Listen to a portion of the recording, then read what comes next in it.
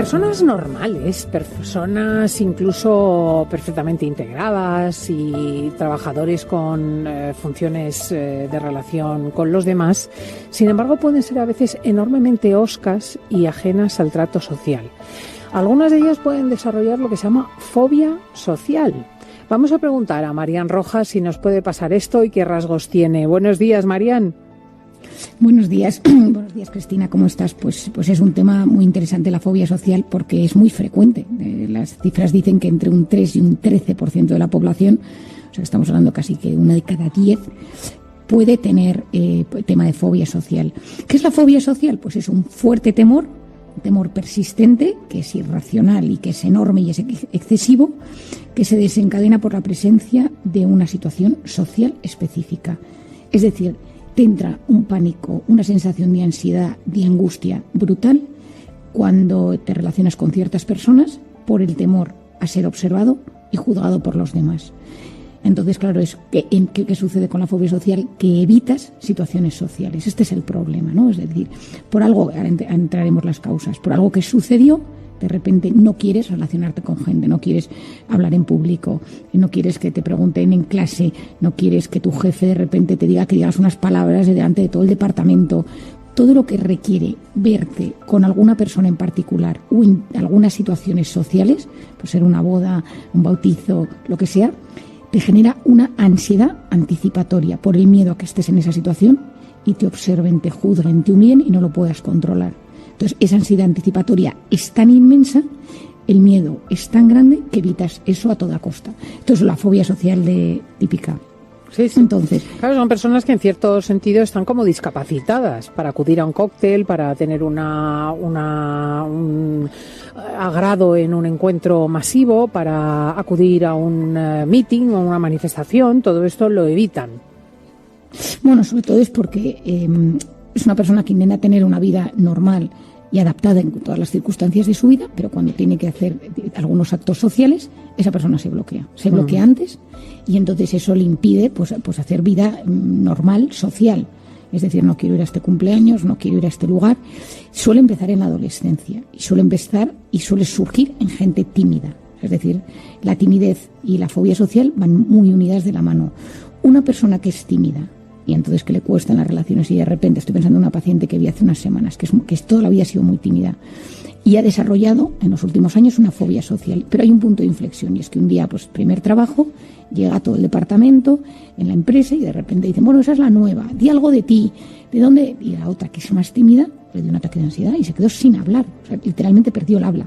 Y entonces el otro, pero el jefe, que debe ser una persona muy expansiva, pero di algo, que estamos aquí todos para tratarte bien. Y la otra se quería morir, la otra quería morirse. Entonces al día siguiente dijo, yo dejo de trabajar. Entonces le dijo a su padre, yo mañana no vuelvo, porque el jefe me hace hablar en público, me hace hablar delante de todo el mundo, hablar sobre mí encima, que esto ya es, porque para una persona con este tema, lo peor es que te juzguen a ti por tu comportamiento, tu forma de ser, tu físico o tu forma de reaccionar.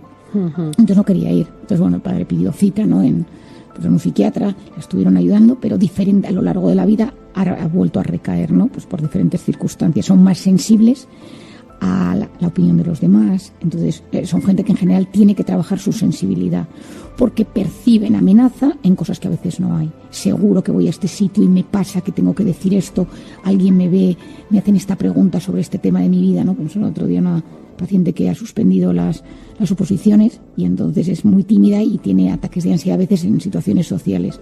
Y esto entiendo que se afronta como cualquier fobia con un tratamiento conductista, o sea, de exposición paulatina a situaciones sociales de pequeñas a más grandes. ¿Ese sería el tratamiento? Bueno, eso siempre ha ayudado en este tipo de situaciones, como todas las fobias. Yo suelo trabajar primero ver cuál fue, o sea, ver dos cosas. La primera es la personalidad, es decir, si existe una personalidad insegura, baja autoestima, timidez exagerada. Y la segunda, si hubo 1, 2, 3 desencadenantes en algún momento de la vida. Y voy a esos desencadenantes, los desbloqueo con la técnica que ya he contado varias veces del MDR, que es muy práctica para los temas de ansiedad. Y entonces, a raíz de eso, empiezo a desactivar momentos angustiosos. Es decir, yo suelo poner en una escala al paciente que me diga, pues de 0 a 10, situaciones que le producen 10 de angustia y un 3 un 4, un 5, y entonces empezamos a sentirnos cómodos en la de 3, luego en la de 4, y con una mensajería mental en la que yo me voy hablando bien, ¿no? Voy diciendo, oye, esto lo voy a conseguir, porque la fobia social, esto es un tema importante, Cristina, va muy asociada a un discurso mental muy negativo. Seguro que te vuelve a pasar, seguro que te juzgan, no vas a ser lo suficiente, te vas a bloquear, y entonces la predisposición negativa a una situación influye poderosamente en el resultado, porque nuestro cerebro en las situaciones previas activas partes de su cerebro para que esto suceda. Entonces, cuando tú vas en modo malo, al cerebro es mucho más fácil que todo salga en malo. O sea, hoy en día tenemos clarísimo y sabemos que cuando la voz interior es mala, esto influye poderosamente en cómo nos tratamos y cómo pensamos que los demás nos tratan. Si yo me trato mal, interpreto, esto está científicamente demostrado, que los demás me tratan peor. Por lo tanto, esa situación que puede ser neutra, yo estoy absolutamente convencida que va a ser negativa para mí. Por otro lado, tenemos que saber que a medida que nosotros vamos superándolo, yo hay a veces que a esas personas les acompaño con un poquito de medicación. Es decir, situaciones que han sido o que son especialmente, pues estoy pensando hace poco en una boda, el padre que tiene fobia social tenía que decir unas palabras en la boda por un tema, y entonces, bueno, pues dar un poquito, a veces hay que dar medicación ansiolítica pura y a veces incluso algunos bloqueadores de las taquicardias, como pueden ser el Sumial, ayuda a que en esa situación no te bloquees, porque una de las cosas que pasa es que cuando tú empiezas a notar la taquicardia, la sudoración, el cambio de temperatura, esa sensación física previa a la mental, porque tu cuerpo a veces oye antes que tu mente el miedo que tienes, pues al activar toda esa cascada física, la mente empieza a bloquearse muchísimo y las sensaciones de gran angustia. Y luego tenemos que tener en cuenta una cosa, Cristina, y es que muchas de estas personas, con tal de evitar ese malestar, empiezan a beber alcohol, porque el alcohol desinhibe. Uy, esto está generalizadísimo. Hay gente que realmente asocia cualquier encuentro grupal con una copa. Totalmente. Entonces dice, bueno, yo me tomo una copa antes, esto es un clásico, y entonces así lo gestiono, ¿no? Yo tengo que decir unas palabras, yo tengo que, lo que sea, ¿no? Y entonces, ¿qué pasa? Que mucho consumo perjudicial de alcohol. A veces hay que tener en cuenta que debajo hay un tema de timidez exagerada o de trastorno de personalidad evitativo, como se llama en psiquiatría y en psicología, o en una fobia social, en una angustia, entonces te tomas el alcohol. Entonces hay que tener cuidado porque hay muchas personas que en este entorno de repente empiezan a beber alcohol y entonces ese consumo luego es peor, porque claro, esa desinhibición no es natural. Entonces tú ves ahí algo raro y luego viene el bajón post y la persona se siente culpable porque dice, yo he dicho cosas que no debería haber dicho. Y esto que decíamos, Cristina, muchas de estas personas se pasan todo el rato pensando lo que los demás piensan de uno. Y entonces, claro, eso es muy cansado para el cerebro. Tú estás en cualquier situación social y estás analizando cómo los demás te están viendo. Y entonces, como tu criterio no es bueno, porque eres con una fobia social, un estado de alerta y esa voz interior negativa, que es un cóctel perfecto para hacer una mala interpretación de la situación que tienes delante. Y porque hay personas a las que les da exactamente igual lo que los demás piensan de ellas y otros que tienen este discurso tan pendiente de lo que ocurre o de lo que ellos creen que ocurre. Porque normalmente la gente no se preocupa mucho de los demás, ¿eh? Bueno, yo creo que la gente a veces no se preocupa suficiente de los demás, es decir, hay pocos buenos cuidadores, que me encantaría que la sociedad tuviera gente que cuida más y mejor, porque, bueno... No, pero me refería más bien a que a veces pensamos que las personas están muy atentos a lo que nosotros hacemos o el juicio que merecemos y realmente están a otra cosa, están a lo suyo, que es lo normal. ¿Sabes? Que uno no despierta tantos recelos ni tanta advertencia por parte de otros. Pero cuando tú te estás sobreanalizando constantemente, porque eres obsesivo, porque eres inseguro, porque tu voz interior es muy negativa, tú piensas que los del entorno te están analizando con el mismo grado de detalle que tú lo haces. Entonces eso es lo que te bloquea. Cuando tú eres una persona mucho más sencilla con tu propio análisis y dices, bueno, chico, yo hago lo mejor que puedo, ese concepto de uno mismo sano, es decir, creerse que somos lo que somos, pues gente que hacemos las cosas lo mejor que podemos, tenemos cosas que mejorar, pero tenemos un buen trato con nosotros mismos.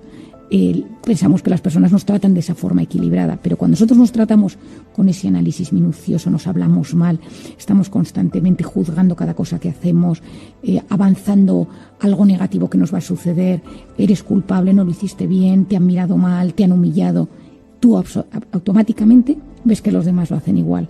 Entonces, si encima te ha sucedido algo desagradable, pues ya tienes el caldo de cultivo perfecto para que comience pues cualquier cosa negativa, fobia social o una sensación constante de que te están comparando, de que te están juzgando.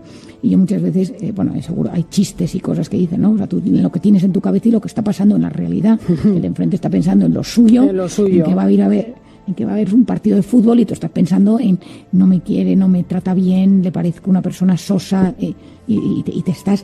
Y ese discurso negativo, Cristina, que te acuerdas que lo hemos hablado varias veces, que es la red neuronal por defecto, muy bien descrita por el doctor Reichle, en la cual nosotros nos tratamos, cómo nosotros nos tratamos, es un 50% del día. O sea, es decir, son palabras mayores. Bueno, pues sabemos que según cómo nos tratamos, eso tiene un impacto directo en la salud, en el dolor, en cómo percibimos el dolor y en cómo percibimos que los demás nos tratan. Entonces, a veces hay que hacer un diagnóstico de esa voz. Decir, oye, un momento, si cada vez que entra un paciente yo pienso para mis adentros que no le voy a ser capaz de curar porque no sé lo suficiente, pues entonces pues acabarás efectivamente incapaz de curarle.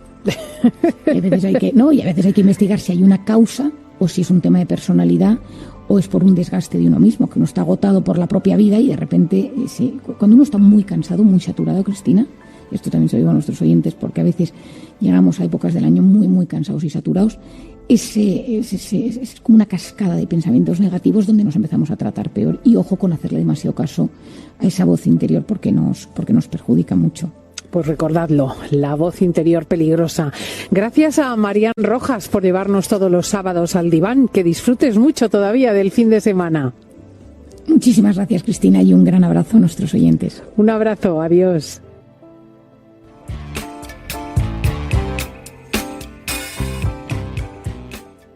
En el amplio mundo de las enfermedades mentales o de las disfunciones psíquicas que en cierta medida o en mayor o menor grado pues todo el mundo padece, porque quien no ha tenido una astenia primaveral, una depresión o un cambio de ánimo, etcétera, hay un capítulo muy desconcertante que es el de los delirios, el de las personas que creen cosas, imaginan cosas, ven cosas que no están en la realidad. Es lo que clásicamente llamaríamos el señor o la señora que se creen Napoleón y se lo creen verdaderamente.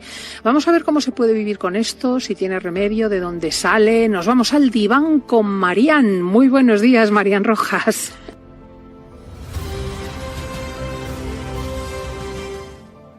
Buenos días, Cristina. Pues, antes acaso hay un tema del que nunca hemos hablado y que probablemente a muchos de nuestros oyentes pues también les pueda generar curiosidad o interés, ¿no? Sí, y quizá tengan en su entorno, porque ahora ya la gente habla más de estos, pues una persona con esquizofrenia o con una bipolaridad con manía, en fin, el delirio, que yo creo que antes o más tarde todo el mundo acaba por toparse en alguna persona. ¿Qué es?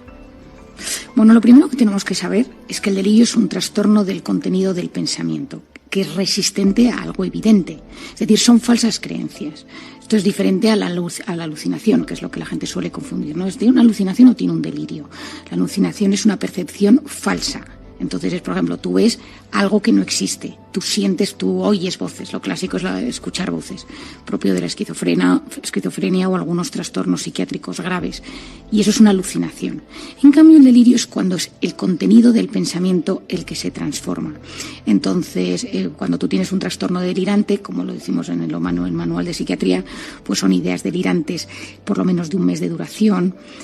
No es una esquizofrenia, es importante, pero no es lo mismo la esquizofrenia que el trastorno delirante. El trastorno delirante puede aparecer por diferentes razones. Puede aparecer por consumo de drogas, alcohol, drogas. Puede producirse por dejar de consumirlas. El síndrome típico de abstinencia, que por ejemplo en el alcohol, el delirium tremens, que tiene este nombre, que seguro que a algún oyente le suena, que es que dejas de beber de golpe y de repente te empiezas a tener alucinaciones, o gente que ha bebido muchísimo en una intoxicación, que puedes tener delirios, o que hay gente que bebe mucho y deja de beber. Algunos fármacos pueden producir delirio, algunos ingresos con anestesia, cirugías cardíacas, estancias en la UCI, pues eso también puede producir delirios, y esto a veces es bueno que uno lo sepa, porque personas, yo lo he visto algún caso en consulta últimamente, que han estado ingresados en el hospital, una operación complicada, en la UCI, una anestesia larga, y de repente empiezan con cuadros delirantes, ¿no? Y te empiezan a decir, y angustia muchísimo a la familia, porque claro, la típica frase de, pues estoy pensando en un paciente que me decía el otro día, ¿no? se ha vuelto loco, ¿no? Y entonces esto es una cosa que no se debe decir nunca, porque no se debe hablar nunca así, pero es la sensación de pérdida de control. Fármacos, alcohol, drogas, abstinencia, algunas ACVs, accidentes cardiovasculares lo pueden producir. Y luego hay, por ejemplo, cambios metabólicos, pues una bajada brusca de sodio o de calcio. Otra cosa que puede suceder, y sobre todo en personas mayores, son infecciones de orina. O algunos tipos de infecciones en personas mayores producen cuadros delirantes. Yo he visto, me acuerdo muchas veces en urgencias del hospital, que cuando venía una persona mayor le pedía siempre una analítica de orina. Entonces yo me preguntaba, digo, bueno, pues si viene con un tema de la cabeza, que vamos a hacer una analítica de orina, bueno, pues que esos cambios metabólicos hipersensibles para los mayores producen cambios en su pensamiento. Y luego, por supuesto, falta de sueño, es decir, si una persona tiene sin dormir o está sin dormir días, semanas o duerme muy mal, pues puedes provocarlo o potenciarlo si esa persona lo tiene. Si tienes una persona con un trastorno delirante, esa persona, si encima no duerme, esto se va a agudizar. Y luego situaciones de mucho estrés o de mucho dolor, situaciones de mucho dolor físico, psicológico que te lo pueden producir. Y luego, por supuesto que no lo meto aquí, las enfermedades o algunos trastornos psiquiátricos, pues desde algunas esquizofrenias, trastornos delirantes, trastornos bipolares, algunas depresiones pueden tener introducido. O sea que estas son las causas y hay que saberlo, ¿no? Sí. Y luego, ¿qué es esto? Bueno, como un ejemplo para que la gente entienda de qué hablamos cuando decimos que alguien está delirando. Bueno, los principales tipos de delirio son el de celo, la celotipia, que seguro que a muchos les suena, que es la convicción total de que una persona te está siendo infiel. Yo tuve un caso esta semana de un paciente que estoy viendo que está absolutamente convencido que su pareja le está siendo infiel.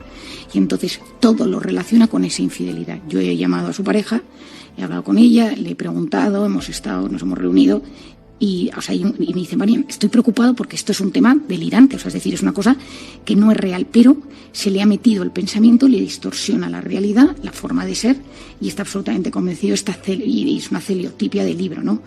Otro delirio es el delirio de grandeza, que esto seguro que a alguno le suena, que es una valoración exagerada de poder, de uno de repente se cree, pero se cree pues que es alguien que viene a salvar a alguien, que tiene un poder especial para alguna cosa, y eso es el delirio de grandeza. Luego otro muy típico es el de persecución. Yo he visto varios a lo largo.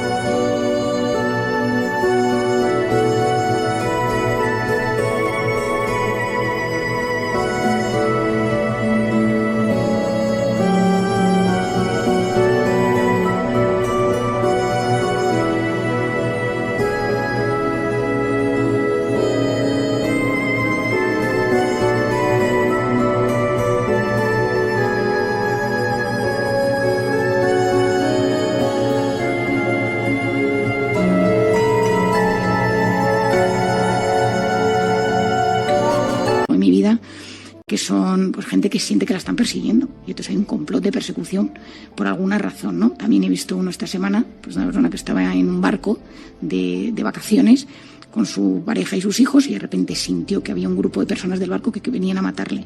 Y es un tipo que no tiene ninguna patología previa ni había consumido drogas, pero estaba muy estresado, es una persona muy controladora y de repente sintió, bueno, hasta la angustia de que desde allí me llamó Y me dijo, oye, Marian, aquí hay gente que me quiere matar, pero no es lógico, y entonces ayúdame, ¿no? O sea, porque aquí me está pasando algo. Bueno, qué lúcide.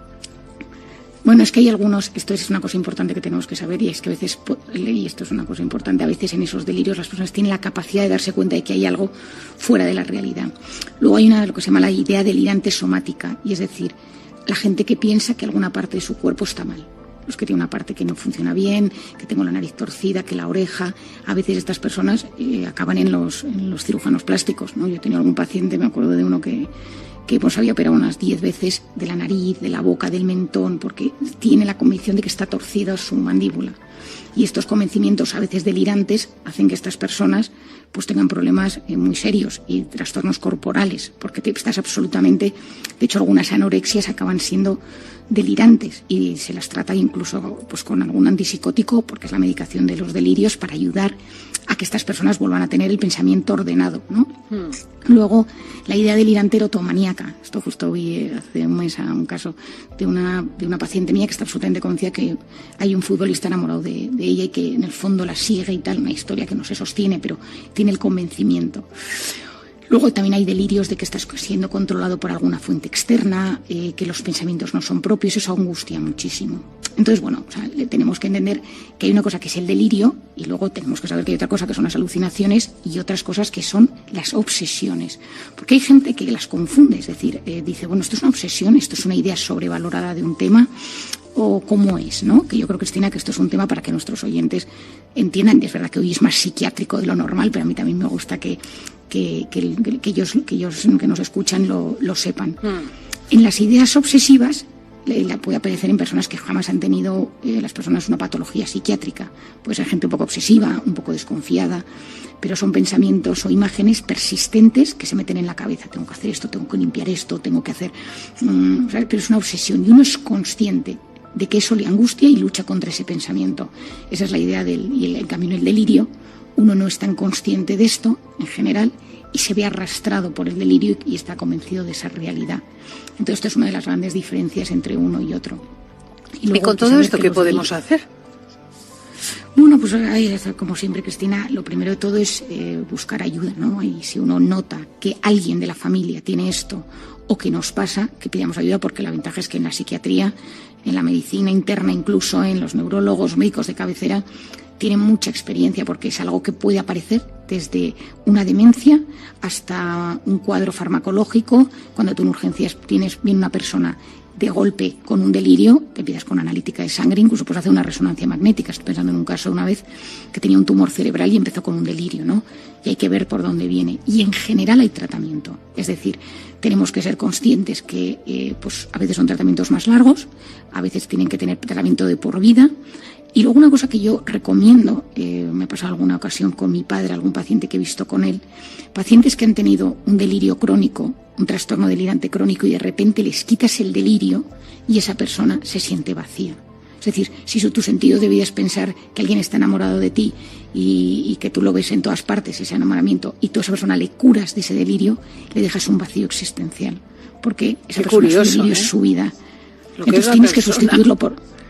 No, claro, pero si tú de repente estás absolutamente convencido que eres el Salvador, o que eres un superhéroe, o que lo que sea, y te lo quitan, eso llenaba tantísimo el comportamiento, el día, lo que uno hace, que cuando a uno se lo quitan hay que llenarlo de otra cosa. Entonces, por eso cuando tratamos a personas que tienen este tipo de patología, es súper importante deporte, vida social, actividades culturales, manualidades, algo de la que la persona se vaya enganchando, música, por ejemplo, que ayuda muchísimo al cerebro siempre, o canto, para que cuando esa persona de repente, ese delirio se mitigue o vaya desapareciendo casi por completo, la persona no se sienta vacía, porque ahí hay un momento de...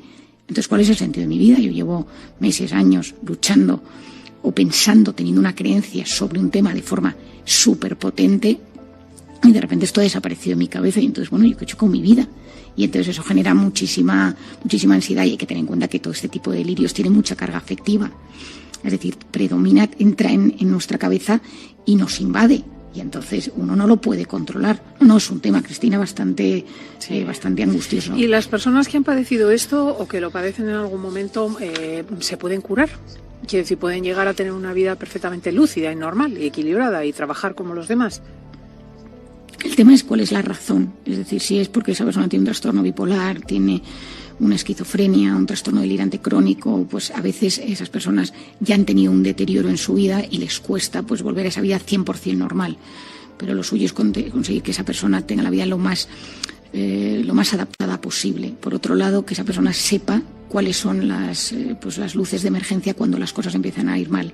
A mí me gusta cuando mis pacientes de repente me dicen, no, pues me llaman y me dicen, Marian, creo que estoy recayendo, porque este tema, estoy pensando en una paciente que tengo que tiene trastorno delirante crónico, que lo tiene pues en un 2/10, pero a veces, cuando no duerme, cuando llegan ciertas épocas del año, se reactiva y sube a un 6.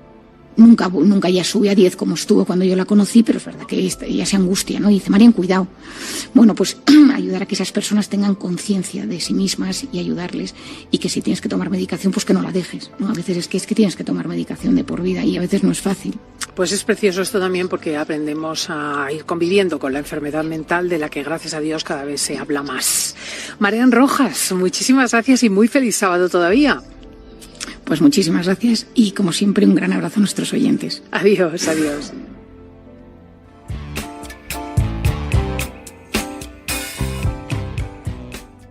Oye, que le hemos dicho a los oyentes que nos cuenten en cope.es.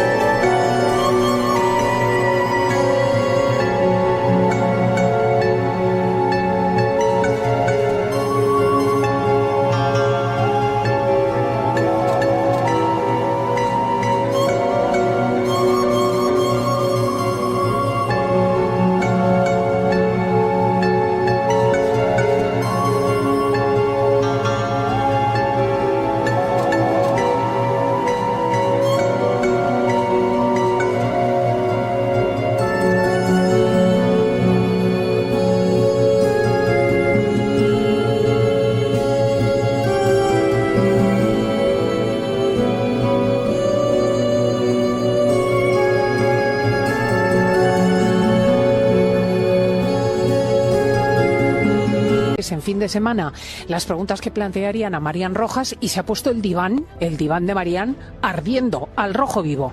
Por ejemplo, graciosísima la oyente que dice que necesita saber cómo combatir el trastorno de ansiedad generalizada, que es lo que ella tiene. Marian Rojas, buenos días. Buenos días, Cristina. Me encanta que hayas consultado a nuestros oyentes, me encanta. Bueno, no sabes la de preguntas que te han planteado, tengo aquí un listado eterno, pero bueno, id dejando las vuestras también y así vamos ampliando horizontes. Trastorno de ansiedad generalizada, ¿eso existe como tal? Efectivamente, el trastorno de ansiedad generalizado es algo que genera muchísima angustia, muchísima perturbación, muchísima inquietud física y psicológica. Es tener ansiedad y preocupaciones excesivas, pensamientos negativos, miedo anticipatorio que se produce durante muchos días, durante 6 meses. Es decir, para que tú hables de trastorno de ansiedad generalizado, es que te encuentras en un estado de alerta sostenido la mayor parte de los días de la semana, al menos 6 meses.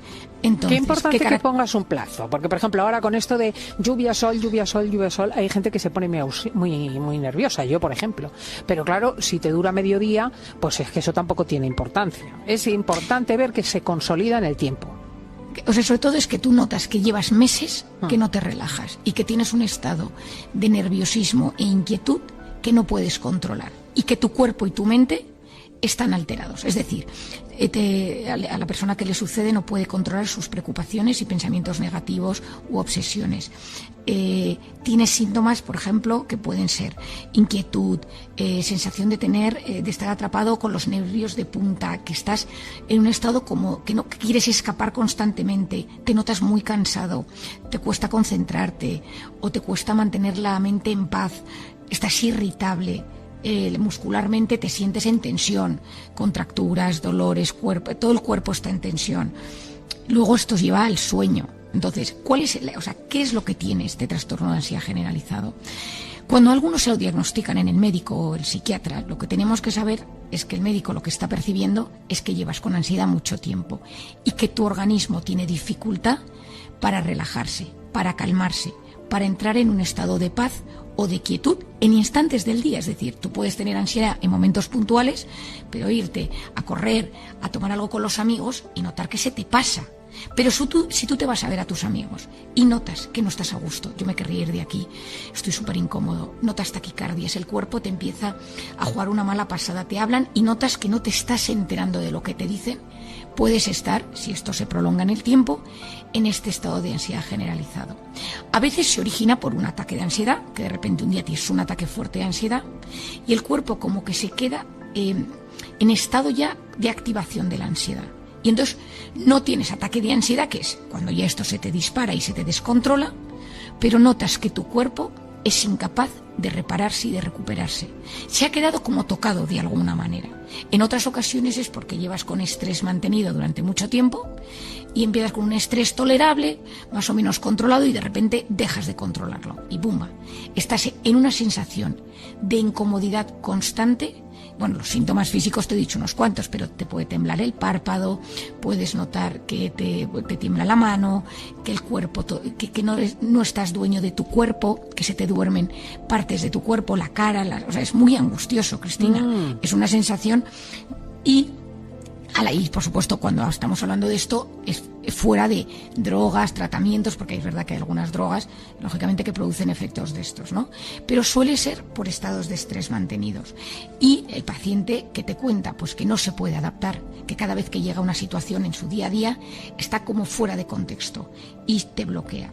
Los pensamientos constantemente son negativos. Entonces, el cuerpo y la mente que se encuentran fuera de tu control, tú tienes miedo a perder el control, a sufrir, a que de repente algo malo te suceda.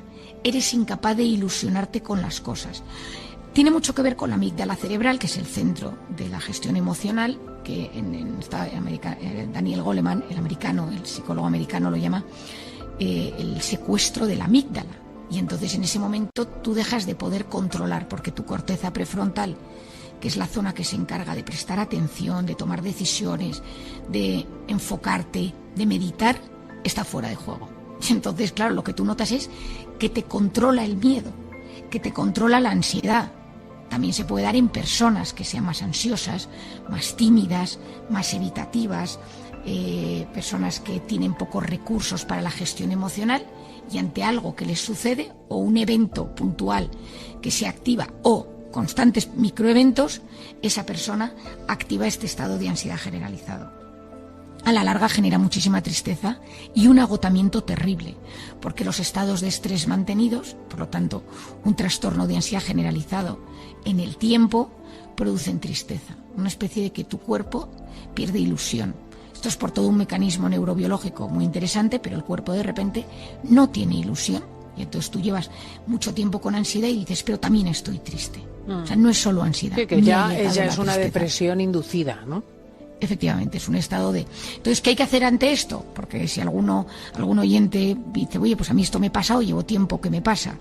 La ventaja es que esto tiene solución y en psiquiatría tenemos muchísimos tratamientos, y en psicología, que pueden ayudarte con este problema. Esto es una buena noticia. Es decir, igual que hay cosas, desgraciadamente, en medicina que a veces cuestan más, esta tiene muy buen pronóstico. Lo primero es porque existe un fármaco que puntualmente, si lo necesitas, te lo quita en el instante, que son todas las benzodiazepinas. Lo que pasa es que las benzodiazepinas generan tolerancia y te puedes enganchar a ellas. Pero si tú de repente hay que quitar de golpe esto durante 15 días y tienes que tomar un tratamiento mientras vas trabajando desde otro punto de vista, hay tratamientos que de golpe te apagan esa sensación de ansiedad generalizada. Esto, por supuesto, Cristina, y esto siempre lo digo, pero seguido por un médico, psiquiatra, internista, que sepa de estos temas, un médico, por supuesto, de cabecera. Pero esto se saca. Están las benzodiazepinas. Luego están los inhibidores de la recaptación de serotonina, que son los antidepresivos de toda la vida, pero que son muy útiles por los trastornos de ansiedad generalizada. Tienen la ventaja de que no generan tanta dependencia como las benzodiazepinas, pero tardan en hacer efecto casi entre 15 y 20 días. Entonces, en esos 15 y 20 días tienes que dar un apoyo para que el paciente no sufra, porque la sensación, insisto, es de muchísima angustia y de muchísima ansiedad. Y luego, intentar ver cuál es el origen. Como todo, ¿es por un estado de estrés en el trabajo? ¿Es porque me ha pasado algo puntual? No estoy pensando en una paciente que el otro día en un vuelo pequeño, en América, que tenía que ir a un pueblecito, esa enfermera iba a ayudar, el vuelo un motor se paró y entonces, bueno, tuvieron una especie de aterrizaje horroroso y desde ese día tuvo un ataque de ansiedad, pero sigue en ese estado de ansiedad constante. No es todavía diagnosticado de ansiedad generalizado porque no lleva 6 meses, pero lleva 1. Y esto, si no se controla, pues ese estado de ansiedad que tiene se le va a cronificar. Entonces, trabajar ese instante, quitar, como quien dice, el trauma de lo que le sucedió en el avión, porque su cerebro solo con pensar en ese momento se agobia, pero solo con pensar en eso, en subirse al metro, en subirse a un tren, en un centro comercial o en una tienda pequeña, espacios sin salidas o puertas grandes, es decir, se ha creado una sensación de fobia a los lugares donde no se puede salir y se siente agobiada. Entonces, trabajar ese factor de estrés. Por otro lado, terapia cognitivo-conductual, ayudarle con pequeñas a acercarse progresivamente a los sitios o a las zonas o a las que le dan esa ansiedad. Y esto se trabaja. El MDR, que yo hablo muchas veces de él, es súper útil para los trastornos de ansiedad. Y luego enseñar a la gente a relajarse, que esto me hace gracia. Ayer tenía yo un paciente que es neumólogo, que es un paciente encantador que ha tenido trastorno de ansiedad generalizada y entonces se encarga de todo el tema pulmonar. Entonces le digo en la consulta ayer, le digo, ¿sabes respirar? Y entonces los dos tuvimos una carcajada, claro, porque yo digo, hablarle a un neumólogo de respirar, y me dice, bueno, pues María, no sé qué decirte, veo 15 pacientes al día. Le digo, bueno, pero te voy a enseñar a respirar. O sea, vamos a aprender a respirar, que me parece clave, ¿no? Bueno, pues sabemos hoy en día que todo lo que tenga que ver con respirar, con meditar, con contemplar, toda esa parte que tiene que ver con el freno, tiene una capacidad enorme de gestionar, de reactivar, por ejemplo, esa corteza prefrontal, que es la que nos ayuda a sentirnos dueños de nosotros mismos. Esa zona que... Pero una persona con trastorno de ansiedad generalizado, Cristina, no se puede ir de repente a hacer mindfulness a un sitio, porque paras, te tumbas y te da un ataque de ansiedad. O sea, hay que hacerlo progresivo. Las cosas, ir a nuestro cuerpo poquito a poco, sacándole de ese estado de alerta donde se encuentra tan perturbado y tan revuelto. Pues ya lo sabéis, tenía razón la oyente, sí que tiene sus bemoles el asunto, pero yo creo que lo ha cogido por los cuernos Marian Rojas, como siempre. Muchísimas gracias, amiga. Muchísimas gracias, Cristina. Feliz sábado y a todos nuestros oyentes. Igualmente, un abrazo.